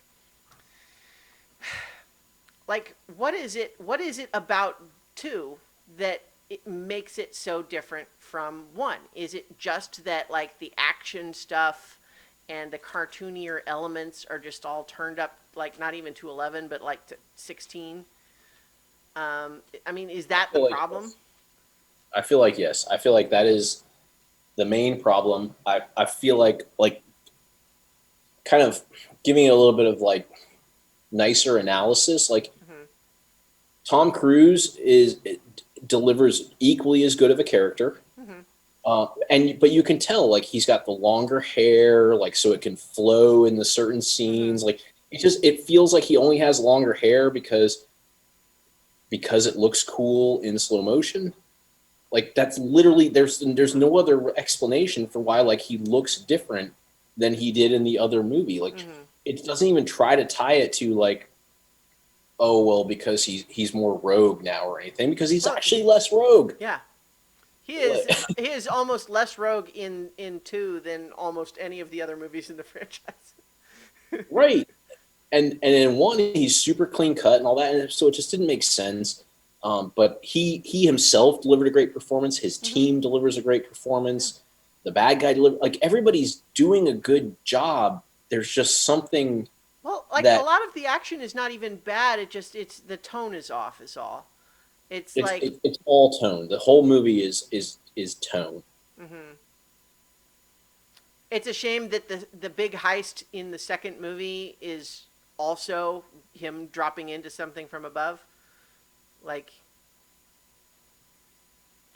now, I will say that there is some stuff that I like about the whole plot line of like obviously this bioweapon is a MacGuffin for sure, but there is something I like about the simplicity of okay, there's um, the what's it the Bellerophon is the cure, right? Chimera is the bad one, the disease. So there's Chimera, um, which is the disease, this bioweapon, and then there's Bellerophon, which is the antidote. And there's just some mythology there that's skin deep, but that's fine. Um, but just in terms of the character dynamics of rigging up the situation where she is being held at gunpoint. She has the only sample that couldn't have been destroyed up to that point, and her decision to say, I'm going to inject myself to get rid of it so that he won't have it exactly because I'm going to trust Ethan to save me. To just like take it off the board at the risk of her own life. I think there's some neat stuff there, but then it kind of falls apart again because his whole idea is, okay, well, I'm going to set her loose in Sydney and cause a pandemic. But It sounds like then, there's a dog fight out in front of my house, by the way. Sorry, I don't mean to Okay. interrupt you, but That's all right. Are you okay? like dogs are, no, I'm fine. Dogs are going crazy out there. Oh. Mowgli's all alert. Hmm. What's happening out there, bud? Are those dogs fighting? Or are they just yelling at each other? Anyway, I'm just looking for my own little guy. Oh, he's in the bedroom. But the Don't get involved. what doesn't make sense though is that her plan though is, because I don't want to start a pandemic, I'm going to go just jump off a cliff. And so then the race at the end has to be, we have to get to her to give her the antidote so she won't jump off a cliff. But it just sort of highlights that Ambrose's plan wouldn't have worked, because like if they didn't get to her in time, she would have just jumped off the cliff and there wouldn't have been a pandemic anyway. Right. And so to your point about that being neat stuff, like that is actually one of the scenes where like I can tell you like why I feel like it's tone in this movie. Because that scene for me, I agree with you, like ostensibly, like that the fact she chooses to do that is kind of a cool idea. Yeah. But it's done with like this just over the top camera angles and music. Oh yeah, no, I agree. It's more, I like it more conceptually than in an execution. Correct. Yeah. And so that's what I was saying is like it's just that. And so those are very different things. So Mission Impossible 1 has a tone. But it's a cool tone, and it's consistent throughout the movie. I guess maybe 2 is consistent throughout the movie, but it doesn't even feel like the same tone. Like I don't even know how to describe. I feel like, again, like I'll reiterate what I said earlier, which had been my impression all along, which is that I feel like Mission Impossible 2, all the way up through the whole car chase bit with him and Naya, like where he's recruiting her and then she's trying to get away in the car, and that whole bit, like everything up through that I feel like is actually pretty good. Like I love all of the stuff with him in that house, and like she's trying to steal the stuff and he's like interfering, and like then he pretends he's the security guy, and then they're like on each other in the bathtub and stuff like that. Like all of that, I think that's pretty good. I like that stuff a lot. And I like some of the stylistic stuff. It's just that it starts going too far to the point where it's kind of like, okay, you're jumping off of a motorcycle to punch another guy in midair because he also jumped off his motorcycle at the same time, and then you fly like 100 yards and then land in the sand and then have a fist fight. Like at a certain point, you just start feeling like none of this means anything. It's just filling time. Like it's, so that's the frustration. So perhaps one of the differences between Mission Impossible 1 and 2 is that 1 is good and 2 is not as good. That's kind of what we've been describing for the last 20 minutes. Yeah. So I think we can maybe leave the differences there. I will just like finish by saying that I am glad to have 2 out of the way, because I think of it as the only one in the franchise that I don't love. So. Yeah. That's a fair description of the movie. Yeah. All right. So now everything is available, more or less. I think we're going to still loosely say what's the same and what's different, but now we can talk about both movies. as representatives in their respective franchises. So obviously, some of the things that we touched on, which were the whole reason behind this comparison, is they are espionage themed action adventure movies. Oh goodness. With a ultra competent protagonist who is out there to save the world from bad guys, right? Like that's a pretty striking similarity in tone, right? Yep. They both feature adventure in exotic locations. They both have the different pieces of gadgetry and technology, right? Yep, gadgetry and technology, and like I said, I already kind of covered it, but sort of different forms of like this id that people are craving to watch, Yeah. But that's kind of the fun of it, like, and that's, I think, to go now that we can talk a little bit more in detail. That's where I think part of the fun of Mission Impossible is because now you have the team. Yeah. And now you have like these idealistic personas. Yeah, like Ethan, like you said, he's the quarterback. Like he's kind of got all of the things that you like really aspire for. Like you would love to be Ethan. Like you would love to be able to do all that cool stuff. Yeah. But you also then see, yeah, but Ethan's supported by this person who has these skills that like I actually kind of have some of those skills. Like so I could be on this team. Right. Yeah. It's a little easier to makes say. It more like, accessible. Yeah. Yeah. Yeah, and so and also it helps to ground a little bit that Ethan, as ultra competent as he is not a hacker, right? That's not his thing. So he has Luther to do that, right? And what's his face? Leon. No, it's not Leon. It's shoot.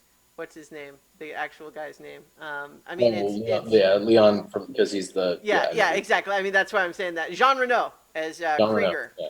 Krieger is what the character's name is, but it's like his deal is more or less that he is just kind of tough, and it's like I need a second tough guy. It's not so much that he had other specific skills, right? It was like he's a thief, I guess, was part of like the rationale. But the idea, of course, in the first movie is that both of them are, also disavowed agents.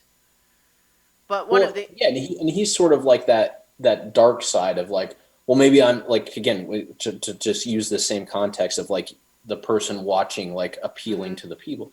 Well, maybe I'm not Ethan because I can't be that I'm not that altruistic. Well, okay, well, here's sort of the darker one, but he's kind of like coming along, like he's coached along by Ethan's helping him like get to the, there's almost, I don't want to call it biblical, but sort of this sort of like, like, hey, just, I mean, like, there's some biblical stuff in the first one for sure. Like there's the whole setup with Max and the code being, Job 314 or Job 314. And it's because he has the Bible from the Drake Hotel, Chicago. Those damn Gideons, they stamped it. Like that's another thing we should have said as similarities between the two is like overcomplicated reveal at the end of like what the real plan was, right? Now that said, I think it kind of doesn't work very well in MI2, which is we're just talking about like with the whole thing there, but like.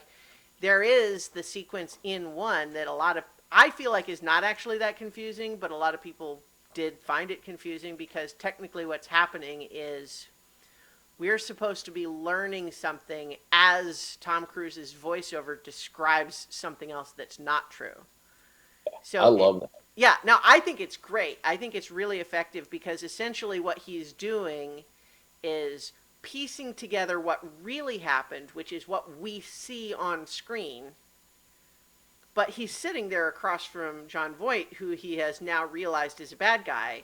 And so what he's describing is he's trying to describe him piecing together the version that he wants Jim Phelps, John Voight, to think is what he thinks, right? Like the edited version that makes them still on the same side.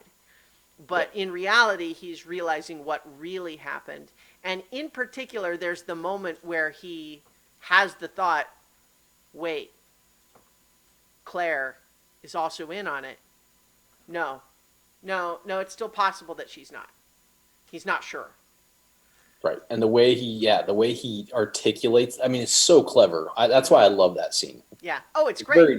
very Brian De Palma, though. I agree. Yeah, it's very. I think it's extremely effective. But I could also accept that um, the fact that what we're hearing him say does not match what we see on screen in a complicated plot. I mean, I get how that, like, maybe not everyone's going to be able to follow that, especially if you're watching the movie casually or something like that. I agree. I 100% agree. I just telling you that I personally love it. No, Yeah. I think we're on the same page there. It's like we can acknowledge that that's potentially confusing, but Yes. that it's really effective if you get it. Reveal to your point. Yeah. But yeah. Oh, I love Mission Impossible 1 so much. I've rewatched that one probably a dozen times. I love it. But in any event, so we talked about there being the similarity in gadgets, and in particular, there is a bit of an expectation that even some of the gadgets that don't necessarily seem like they have an obvious use going to turn out to have a big surprising use. Yep. Like in 2, the masks are kind of serving that role, even though we don't really like how that plays out. But in 1, obviously, it's the gum, which gets a double payoff, right? Because there's the first time he uses it on the aquarium, which is pretty great. But then on the helicopter in the climax, it's great. Red light, green light. Because, and that's such a genius little bit, right? You know, just giving it the color code and a thing to say when you do it. Like, as a way to highlight, like, oh, hey, remember this thing that's not just gum? But yeah, it's like we were saying, you know, the gadget that James Bond gets that you don't necessarily know why you would need that, except that there will come a time in the movie where it's exactly what he needs.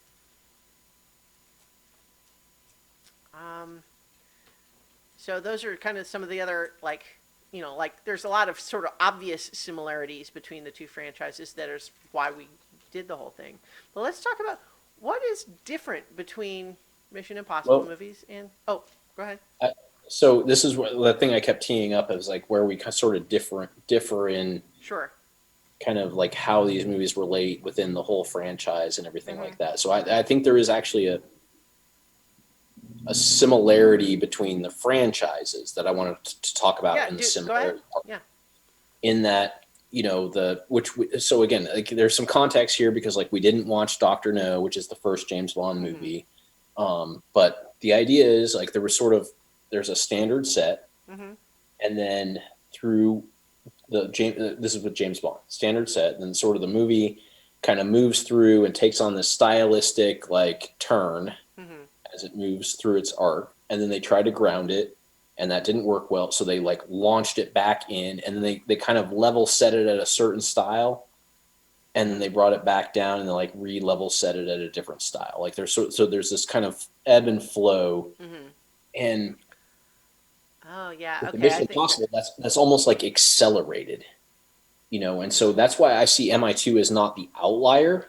I see MI2 as like the comprehension of all of the crazy Bonds that were happening, like that were so just true to their time. Yeah. That were like so cool for the 60s because you know what? MI2, if you just watched that in 2000 and you just were like a movie guy who liked John Woo in 2000, like the movie's not that bad. Yeah, I mean, it's just a very sort of stylistic action picture. It's really only disappointing because it's kind of like, see, that's where like we have to start talking about like once we get into some of the other Mission Impossible movies and we start thinking about like, okay, how are those similar and different? Because like 2 extrapolates some things from 1, but the things that it doesn't bring along end up feeling like we've lost our way.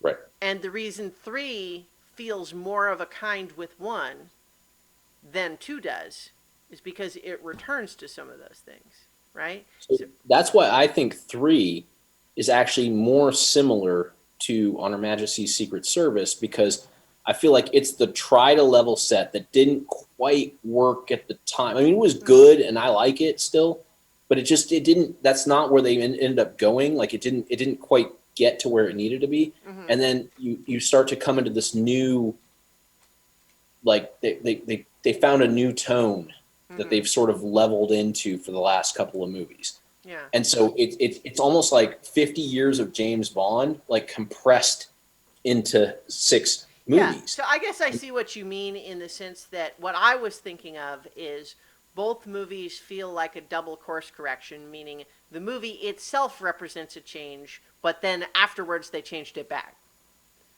Right. And so that's kind of the comparison I was making. But you are right that what 2 is more like the movies that On Her Majesty's Secret Service was a course correction from. Right.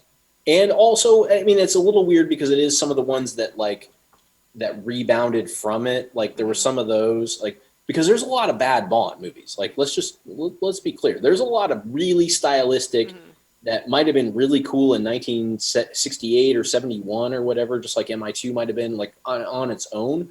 But in the whole course of the thing, they're not that good. And that's where like I see, and that's why I told you, like, I think we see the same things and I'm not completely disagreeing with you, which like you just said, you agree with me. But that I see it more as a similarity than a different, you know, and I guess it's just really because from my perspective, looking at it primarily from the Mission Impossible side, 2 feels very much like an outlier among an otherwise consistent series, as opposed to James Bond, which is kind of swerving back and forth all over the road through its whole history, right? exactly. And that's why I didn't think this was a discussion where like I'm right or you're Oh no, wrong.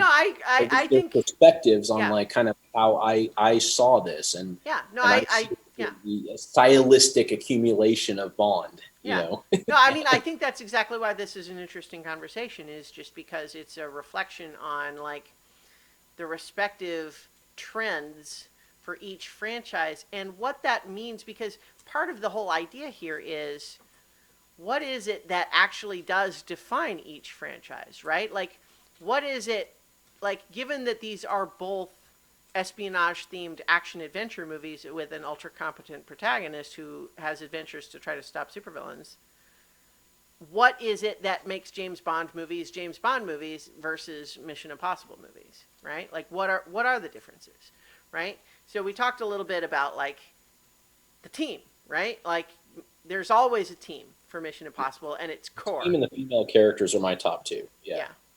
Um, because like, you know, even though 2 is not great and it has some problems, like Tandy Newton's character is pretty cool. Like all of the stuff where it's just Ethan and her, I like that. I don't like it as much when she has to go away from him and has to be with the bad guy for a while, and then we just get to watch this ultra cool character have to pretend to be just a helpless woman again. And it's like, okay, that's not what we liked about her before, so we'll get to spend half the movie wanting her to not be where she is. Yep. But she's a good character. And you know, the thing with Claire in Mission Impossible 1 is like she's cool, but then ultimately it's revealed that, like, first of all, it's a little weird that she's married to John Voight. Like there's got I didn't look up the actors' ages, but it's got to be 25-year age difference between those two.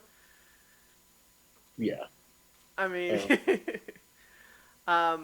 but in any event, like, but so she turns out to be the bad guy. So right, like so there's no ongoing relationship there because she's the bad guy, and so I'm actually suddenly forgetting. Like, did she get shot and die?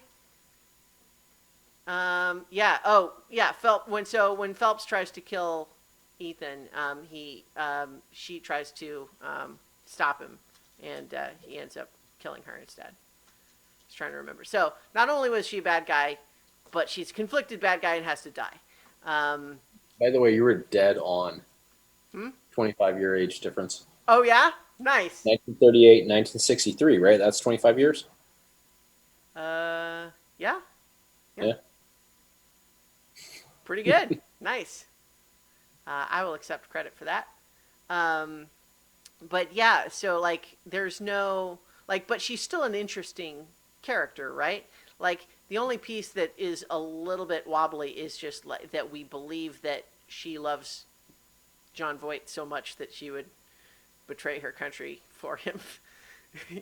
Like, all right, okay. But one of the things that actually struck me a little bit rewatching the first movie is that some of its politics have not aged super well. um, because there's an aspect of um, Jim Phelps wants to leave because the Cold War is ending, and you know, one of his lines is like, suddenly, Washington is making decisions without your permission. And like they don't do what you say anymore. You're not the most important part of what's going on anymore. And he doesn't like that. But essentially, the message in the movie is, no, actually, the top secret black ops forces within the U.S. government are absolutely the good guys and should be unquestioned. Like, that's kind of the message in that first movie. It's like, oh yeah, okay. Well, there's a little bit of complexity there, but when you watch it in 2021. But but we like Ethan, right? Like, Ethan is like Batman in that regard, right? In the sense that, like, in the real world, if you had a billionaire putting on body armor and going around and beating street hoods at night, I think most people would say that's not actually okay. That's not a good person thing. That's a bad person thing. You shouldn't do that, right? But in comics, because we know Bruce Wayne is Bruce Wayne, he's always right. So we're on his side because we know he's only beating up the right people.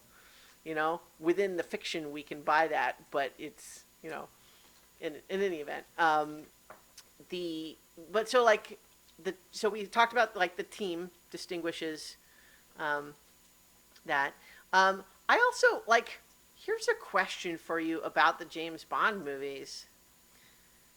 How much does James Bond actually care about, like, serving his country, as opposed to, I'm a secret agent and that means I get to do cool stuff and save the world sometimes, which is awesome. And this is not a criticism; it's just a difference in character, right? Yeah, I mean, there's a weird. I don't even want to call it like a nuance to it. Like it's pretty unclear, which is why there are so many varying parodies of it Mm-hmm. of him. Yeah. Because you have I mean, Archer is a parody of James Bond, Mm-hmm. and that's the whole, like, I just like doing really cool stuff and being a Yeah. cool guy who drinks and gets with women, but almost like so far over the top. Mm-hmm. Well, like, I they're mean, literally a private organization in Archer. They don't even work for the government. right. Um, and Austin Powers is kind of like a silly, like, Mm-hmm. here's the cartoonish elements of it, but they Yeah. don't, but we are still really proud to be British. Like that there's kind of that Mm-hmm. undercurrent in Yeah. Well, like, in I Austin believe Powers. Austin Powers is actually trying to serve his country and believes in that principle more than James Bond does. Like, James Bond seems to think this is just a job that he can quit when he wants to. Like, there's actually a good bit. I like the bit in On Her Majesty's Secret Service where he basically goes in and resigns, and then later says, "Actually, can we say that I just wanted a sabbatical?" And they say, "Don't worry, that's what I put in the paperwork anyway." But Yeah, I yeah, mean, I but think like, he that's just he threatens to quit at the drop of a hat just because he doesn't like what they're saying to him on that afternoon. right. So I think that's where I was ultimately getting to, is exactly what you just said there, is Mm-hmm. and that's why I kept trying to describe it as a nuance that didn't feel like the right word, is that, Mm-hmm. but the idea is that James Bond is a guy who has this job and has these skills, and he wants to do a good job, Yeah. as long as it he can do that. Mm-hmm. Yes, there's a bonus that all these other things happen. Right. Um, But like, I do get the feeling like there is an element of this is a job that I do because I'm good at it and I like it and I get to do cool stuff and I'm seen as important. And so, like, as long as those things stay true, I'm here for it. This is what I want to do. And sure, I care about the world. So if there's bad people, yeah, I like who I am when I stop bad guys. Right. But it doesn't feel as central. Like he's not. It's a little bit more opportunistic, right? Like he likes doing that job, and so if they're gonna let him do it, he wants to do it. And it's less about like Ethan Hunt literally gets disavowed by his own government and blamed for the death of his team when he knows that's not true. And so he is literally fired and told you're not welcome, and in fact we're going to throw you in prison, and we're going to use leverage on your family and stuff like that. And what he does is devote everything he has to revealing the true bad guy so that he can go back to work for the guys who just did that to him. yeah. You know, he has to Yeah, say, I no, think that I'm not the bad guy. motivations are I'm good. not the bad boy. I'm the good boy. You have to believe me. And I'm trying to remember. I mean, I think there are some James Bond movies where like that they lean into that a little bit more of Mm-hmm. that patriotism, but it's not an overall feeling that you get. Like the Yeah. with Mission Impossible, it's what you're buying into. Mm-hmm. The patriotism of Ethan is never a question. Yeah. Right. Yeah. Like, to the extent that he ever defies orders, it's only because he truly believes that he knows better. Right. Um, and so sometimes that happens. He is frequently rogue, as previously mentioned in this. but I but mean, it is half the always last only movie, the because, title was some sort of rogue title. Ghost, rogue. yeah. Yeah. It is kind of funny that, like, it's two where they give him sort of the like the edgiest look, as opposed to him being more clean cut in most of the others. But nonetheless, he is actually, I think that's the only movie. I don't think it's the only one where he's just technically above board and doing what IMF wants him to do the whole time. Like, No, because I think some of the later ones, like I don't want to jump too far ahead, and like I might be misremembering, but I think some of the later ones he's working on what IMF wants to do, but he is doing it in a way they don't normally do it. Like yeah, there's sort of like this. We are kind of on our own, and we don't have the support. Like we have yeah. the What? support of like we should be doing this, but we So don't have the support of IMF. Yeah. this is a reference not everyone will get, but he's a bit like Anakin in the Clone Wars cartoon as opposed to the movies. So I've been thinking about that because I'm rewatching the Clone Wars cartoon because there's a podcast where some really intelligent people are doing a rewatch and talking about it, which I think is really interesting. That podcast, for anyone interested, is called A More Civilized Age. So I recommend that, and it's great. It only just kind of started, has a few episodes in. But the point is, Anakin, as portrayed in that series, which takes place between episodes 2 and 3. So he has not gone bad yet, but certainly has some sinister tendencies occasionally. But his whole deal, that his trick that he plays over and over again, is figuring out how to obey the letter of what people tell him to do and then really just go do his own thing anyway. Like, that is constantly what his game is that, like, don't tell people no to their face. Say yes and then just go do what you want anyway. Like, that's his trick. Like, that's what he does over and over again. Is like, he wants to go rescue R2 instead of go on this other mission. Well, if he says that, they'll just tell him no. So what he does is he says, okay, I'll do this other thing. And on the way, I'll rescue R2. And then he just does whatever he wants. And so I think, yeah, Ethan does that sometimes, where it's a little bit of like, I will work within the system, but subvert its resources to my own methods. Yes, and I think additionally to that, though, I think there's sometimes in some of the future ones where the system recognizes their own limitations Mm-hmm. and turns Ethan loose Mm-hmm. and says, like, hey, we need you to conquer X, Right. and we're not going to worry about how you do it. And we're gonna, but you, if you get into trouble, Mm-hmm. we don't bail you out because you're doing it rogue, Mm-hmm. Mm-hmm. you know. Yeah. But So I think there's a lot of that. I think but the point is that there's a lot of ebb and flow with that I right. think is really good. But I think Uh, it's also largely true that although two is a little bit of an outlier, that in general, I think the Mission Impossible movies are more grounded than James Bond movies. yes. Like, even when you're still dealing with a similar scope of threat, like some ultra super villain bad guy is trying to start a global pandemic, or at least threaten to in order to reap financial rewards, it nonetheless feels a bit more grounded um, when Mission Impossible does it. Um, it feels a little bit more tethered to real things, even when you still have to assume that Ethan Hunt is basically an omni-capable superstar who can accomplish almost anything he wants, and if he can't do it, he knows someone who can. Um, Yes. but Um, I was going to say the last difference that I wanted to cover was that, with the exception of the final two, mm-hmm. every Mission Impossible is directed by a different director.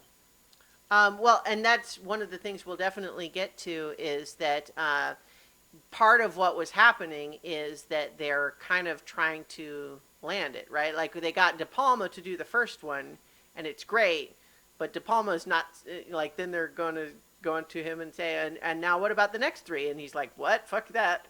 I'm going to Yeah. go do my own thing. That's not Right. what you But wanted this is a to. distinct difference in the franchises, Yeah. Yeah. Yeah, so De Palma's not there for cranking out a bunch of sequels, so he leaves. They bring in John Woo because they're thinking, well, we went with one really cool, like, director who does specific things, who has an artistic voice, right? So they went with John Woo, who is a very different voice than De Palma, but nonetheless has his own thing. And they're thinking, well, he's good at action. And we think our bet is that the action is what people liked from the first one. And so let's go with an action guy, and maybe it'll be even better. And it turns out that, like, by focusing so much on the action and the style of it, you lose that heart because, like, there's still the team, but the team in that one is Luther, who's still great. Ving Rhames is great. We like Luther, but it's the same guy. It's the same character who is actually, honestly, not given a lot to do in this one except to be in it. Which, I mean, I'm glad he's in it, but it doesn't feel as critical that it be him, right? And then what's his face, Billy, the Australian helicopter pilot, like, who feels very generic. Like, what is his character? It is that he is Australian and is a helicopter pilot. Like, there's almost nothing else there in the character. You know, he, and that said, like, Krieger didn't have a ton to him, but like what he had going for him is French, and bad guy, right? Like Right. he's the dangerous one that you're not sure you really trust, and later it turns out, yeah, no, you should not have trusted him. He is actually a bad guy. Um, um, but so like I don't remember where I was going with that. I might be able to pick it up. Okay. So you were saying that we were talking through the director piece Mm. and kind of the De Palma was Yeah. going to do a bunch. Maybe people like the action, so we went with Mm-hmm. John Woo. Turned out that Yep. wasn't right. Well, so they went with a character guy in Yep. J.J. Abrams, Mm-hmm. and Well, but the character plot, guy and complicated interconnected plots guy. yes, yeah, I was trying to simplify it. You're right. J.J. Yes. Abrams has more to him than that, but yes, Well, not. um, Well, we could have a whole other conversation about J.J. Abrams. I have some complicated feelings about him, but but agreed. yes, but nonetheless, he seems like the guy to maybe pull it back a little bit from the excesses of two.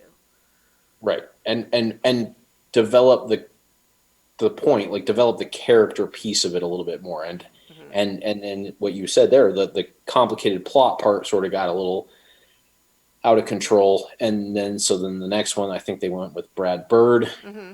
who was a great reset of the franchise, and then Christopher McQuarrie came in, took that kind of like the next level, and they Well, said, okay, you know what? I think we kind of found where we well, want to go I with think this. an important part of that though, that I'll there is Yeah, an my dog has no water, and he's asking for some. okay, Hold all on. right. So I think what Brad Bird did um, is he made a great movie that is like 1 and 3, and I think that was probably the assignment, right? Like the producers came to him and said, um, we made 3 movies, and we think 1 and 3 are the direction that we want to go. So can you do what you do, but like that? And he did, and it was great. But that's kind of the assignment. And he came up with some really great, impressive set pieces, like the big, like the gigantic tower climbing around on the outside of that huge skyscraper in Dubai is a pretty fucking great set piece. Um, It's that may honestly be my favorite. We'll get to it when we get to that one. That may yeah, be one of my favorite sequences. it's pretty good. Yeah. Um, but then what happens after that? Because Christopher McQuarrie, not to take any credit away from him, a big part of what happens there is Tom Cruise, has been a producer for all of these. But it's really with Rogue Nation, the first Christopher McQuarrie one, that it really becomes kind of a two-man show in that regard. That it is like that's where Tom Cruise steps into a much more proactive role about like developing these, and we're going to make sure the real uh, a real conscious focus on not only does he do all his own stunts, but the stunts are good and cool, complicated stunts, and not just like generic action stunts. We want interesting things people have not seen before, and Tom Cruise is still going to do it himself. And because it's him, we want to get the shots that you can only get because it's him and not a stunt double. And so there's a real focus on that, and he gets really involved. There's a great set of I think it's a 2-part video essay on this franchise from Mikey Newman, who does movies with Mikey on YouTube. I recommend for people that you can hear a little bit about the behind the scenes stuff with that. But yeah, so basically though, they were director hopping until Rogue Nation, and then Fallout, which had this new team, and they've just got the lightning in the bottle now, and they're just like let's just keep doing this. We like this. This is working. And so that's they've got 2 more planned. I think one of them's supposed to release this year. I think we'll see how Yeah, and that I would works. say, I don't, without getting too much out of the franchise, I mean, I think it's relevant to also say that McQuarrie is the writer and producer, Mm-hmm. not the director though, of Top Gun 2, Oh which yeah, is also a which is Tom also Cruise. a Tom Cruise movie. So Mm-hmm. to your point about like this group like really feeling like they've got things going, like Yeah, they work for really Tom well Cruise together. to trust him to take his you know marquee role, for lack of a better, I mean, it's not Mm-hmm. marquee, but like sort of a seminal role. I don't know, whatever. Top Gun has kind of like launched him. Mm-hmm. And to reprise that role and trust McQuarrie to be the producer and writer on that, like that means these guys they've got a pretty good relationship. Mm-hmm. Yeah. Yeah. So So one more difference between the 2 franchises is that Ethan Hunt runs better than James Bond. But but that's just nobody runs in movies like Tom Cruise. It's he like does he's have a good movie run. Yeah. anyway. But yeah, but one of the really exciting things about the franchise, like we're obviously off in the weeds of the franchise, not sticking to 1 and 2 at this point, but like that was one of the things that's, for example, distinct in 2 is that like there's a lot of like CGI aided and stunt double affected stunts in that one, and some of them kind of ridiculous. Whereas you compare that to Fallout, which is the latest Mission Impossible movie, where Tom Cruise learned how to pilot a tiny one-man helicopter, and not just to fly it, but to do stunts with it, so that he can film a helicopter chase where there is a camera that shows you that it is him piloting the helicopter, and they did not do it with CGI, because that way they can say that's what they did instead of just using CGI and pretending. So Yes. some of that's kind of ridiculous, but it does actually make it more cool. Yes. So Yeah. I would say that's a good final difference. So we are going to continue this project where we're going to watch Mission Impossible 3 and Mission Impossible Ghost Protocol, which is 4 because they stopped using the numbers after that. But I've suddenly blanked on what our next two James Bond movies were. They were. Do you have it written down? Trying to find it. I had it somewhere. I definitely had it somewhere too, but I'm blanking on at the moment. Let's see. I believe License to Kill was going to be a Timothy Dalton one. Was it License to Kill and Goldeneye next? Or is that skip No, one? it should be No, Spy that Who was. Loved Me. For your Spy Who eyes? Loved Me and Never Say Never Again should be our Oh, next yeah, two. okay, yeah. Right. Spy Who Loved Me, which is a Roger Moore, right? Yep. And then Never Say Never Again, which was the Connery Return return. of Sean Connery Yeah. that we discussed a little bit Right. earlier. And then, so I skipped over those two, and I think after that was License to Kill and GoldenEye were the two after that, I think. Right? But so, next time, it was For Your Eyes Only and Never Say Never Again. Spy Who Loved Me. Spy Who Loved Me. I'm sorry. Spy Who They're Loved very Me. similar, but Yeah, I'm it is sorry. Spy. I'm looking at the list, and they do kind of, the titles blur together a bit. Well, and the plots of those two are fairly similar Okay. too, but Yeah, we won't get into that right So, now. Yeah. Spy Who Loved Me, 1977, Roger Moore, and then Never Say Never Again, Return of Sean Connery, who is like, and see, this is why I was saying that one's like non-canon, is because I'm looking at the wiki, and it literally includes that one in the non-Eon films, made by like different production. Yeah, well, because it had a different producer. It wasn't a book. Mm-hmm.